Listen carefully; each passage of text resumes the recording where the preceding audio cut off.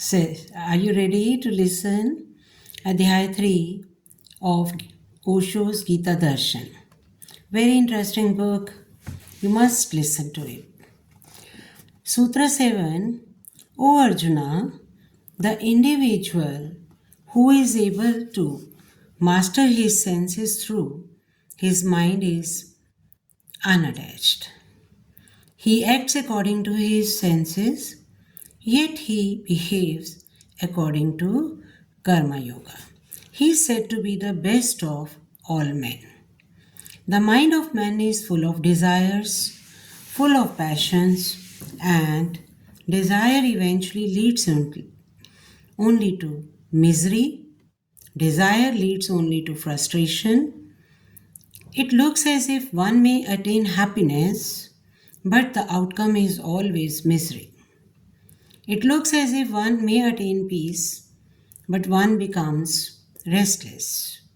It looks as if he may attain freedom, but man always feels in bondage. Desire is man's misery, passion is man's agony. Certainly, man will never experience bliss unless he rises above his passions, unless he goes beyond desires. There are two ways that can lead you beyond desire, because desire exists on two levels. On one level, the mind is full of desires. On another level, the senses supports about your desires. A man who is superficial is bound to focus only on the senses and will consider his senses as the enemies. Krishna says, this person does not understand. He is ignorant. He is a fool. He also says, the individual who transforms his mind and masters his senses is considered to be the best of all the men. The senses can be subjuged, but that does not mean that they should become dead. So senses can be mastered, but that does not mean that they should become dull. Whenever a desire arises within your mind, you don't become aware of it until it takes over your senses. When the desire to too much a woman arises in your mind, you don't become aware of that desire until your body feels the impulse to touch that woman. You don't become aware of your desires until they manifest in your body. Desires arises within us and we follow them like a shadow. This is man's slavery. Krishna says that a man who is slave of his own desires is miserable and has no right to call himself a man. A man has the right to call himself a man only when his desires follow him, not vice versa. So man has been told that he can never be the master of his own desires. He is bound to be at the mercy of his desires. Man has been made to believe that all talk about willpower is meaningless, as man has no will of his own. Those who are body oriented are bound to cling to this belief. Even in this country, there have been people who are body oriented. In fact, almost everybody is body oriented. If man holds on to such a belief, even for a moment, he is lost forever. If our desires are in control and we follow them as if we are their shadow, our true self can never be born and we remain only an unrealized potential. How can we master our senses? We know only one way to control our senses. We fight against our senses, we suppress them, but we will never be able to master our senses if we suppress them. Desires are bound to have a grip on man as long as he does not have a will of his own. As long as he does not develop his own willpower, so we need to enter deeply into this subject and talk about willpower. You can try a few small experiments which can help you to realize that your body is separate from you. All religions have suggested this kind of experiments which ignorant people have adopted and turned into meaningless practices. Fasting is one of the experiments which has been used to help man to develop his willpower. When you feel sleepy, if you say affirmatively with the totality of your mind, I don't want to fall asleep, the body will immediately drop in expectations and you will not fall asleep. Suddenly you will realize that you don't feel sleepy anymore. I am not saying that you should not follow your body, but sometimes you should try to do an experiment so that you can have the experience of being separate from the body. Have you ever given any order to your body? Have you ever given an instruction to your body? You have only received instructions from your body.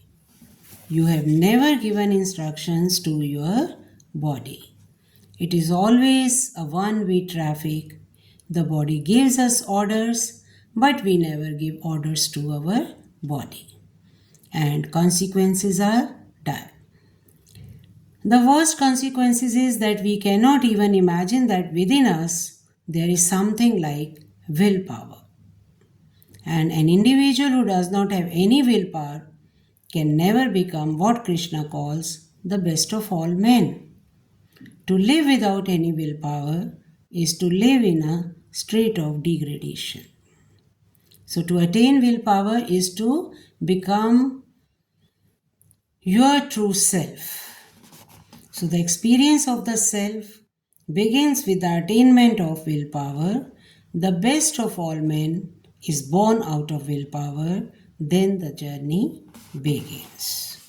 So Krishna says that our mind should control our senses, but you ask us to drop our mind.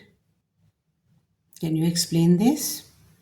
Also, Krishna says that you should drop the mind, but in order to drop your mind, you need to have a mind. You don't have a mind yet. Our existence revolves around our senses. We don't have a mind. We don't have anything that resembles willpower. So we need to acquire a willpower. This is the first step. The second step is to surrender our willpower, but one can surrender only when one has attained willpower. How can you surrender if you don't have anything to surrender? So we may think about renouncing our wealth, but you have to be wealthy in order to renounce your wealth. We talk about renunciation, but how can you renounce wealth if you do not have any wealth to renounce?